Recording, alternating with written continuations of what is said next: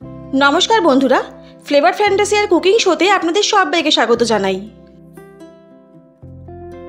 आमार आजकेर recipe hello खूब सहजेई कलमी शाक भाजा रेसिपि।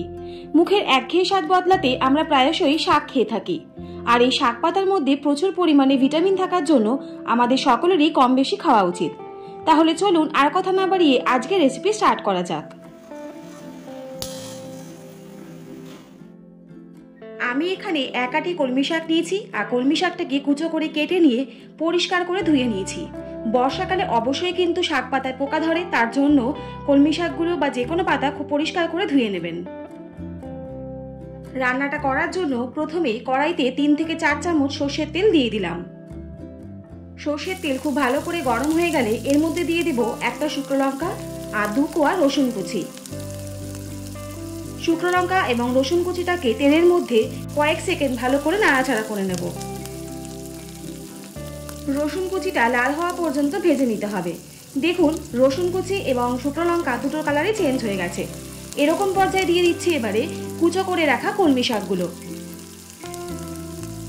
কলমি শাকগুলো তেলের মধ্যে দেওয়ার পরে বেশ কয়েক সেকেন্ড ধরে কলমি শাকগুলোকে নাড়াচাড়া করে নিচ্ছি যাতে তেলের সাথে খুব ভালো করে মিশে যায়।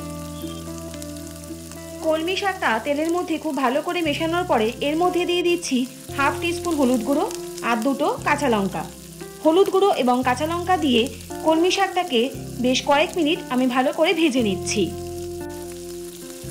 আপনাদের বাড়িতে কলমি শাক রান্নাটা আপনারা কিভাবে করেন অবশ্যই কিন্তু কমেন্ট করে জানাবেন, তাহলে সেইভাবে আমিও ট্রাই করব। 2 থেকে 3 মিনিট কলমি শাকগুলো ভাজার পর এর মধ্যে অল্প পরিমাণ জল দিয়ে দিলাম কলমি শাকগুলো সেদ্ধ হওয়ার জন্য। কলমি শাকটা জল দেওয়ার পরে একবার ভালো করে নাড়াচাড়া করে নিলাম। দেখুন জলটা অনেকটাই শুকিয়ে গেছে। আরেকটু জলটা শুকানো পর্যন্ত কলমি শাকটাকে আরো 2 মিনিট রান্না করে নিচ্ছি। এবারে এর মধ্যে দিয়ে দিচ্ছি একটা মিডিয়াম সাইজে স্লাইস করে রাখা পেঁয়াজ। পেঁয়াজটা দিয়ে কলমি শাকটাকে আমি আরো 2 থেকে 3 মিনিট ভেজে নেব।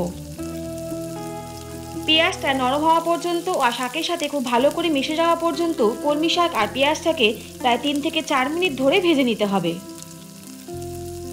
এবারে এর মধ্যে দিয়ে দিচ্ছি পরিমাণ মতো লবণ। লবণটা অবশ্যই পরিমাণ মতন দেবেন আর শাক ভাজা শেষের কিছুক্ষণ আগে দেবেন, কারণ যদি আপনারা প্রথমে লবণ দেন তাহলে লবণ বেশি হওয়ার চান্স থাকে, কারণ শাক রান্না হওয়ার পরে পরিমাণটা অল্প হয়ে যায়, তাই লবণটা অবশ্যই পরে দেবেন। দেখুন জলটা সম্পূর্ণভাবে শুকিয়ে গেছে আর পেঁয়াজটাও শাকের সাথে খুব ভালো করে মিশে গেছে। তাহলে আমাদের আজকের রেসিপি কিন্তু একদম রেডি, শুধুমাত্র গরম গরম ভাতের সাথে পরিবেশনের অপেক্ষা। তাহলে আজকের রেসিপিটা আপনাদের কেমন লাগলো অবশ্যই কিন্তু কমেন্ট করে জানাবেন। আর যদি ভালো লাগে তাহলে চ্যানেলটা please like, share and subscribe করতে ভুলবেন না। আর পাশে থাকা বেল আইকনটা অবশ্যই প্রেস করে দেবেন যাতে এরকম নিত্য নতুন রেসিপি আপনাদের কাছে সবার প্রথম চলে যায়। সবাই সুস্থ থাকুন, ভালো থাকুন। অনেক ধন্যবাদ পাশে থাকার জন্য। দেখা হচ্ছে নেক্সট কোনো ভিডিওতে, ততক্ষণের জন্য টাটা।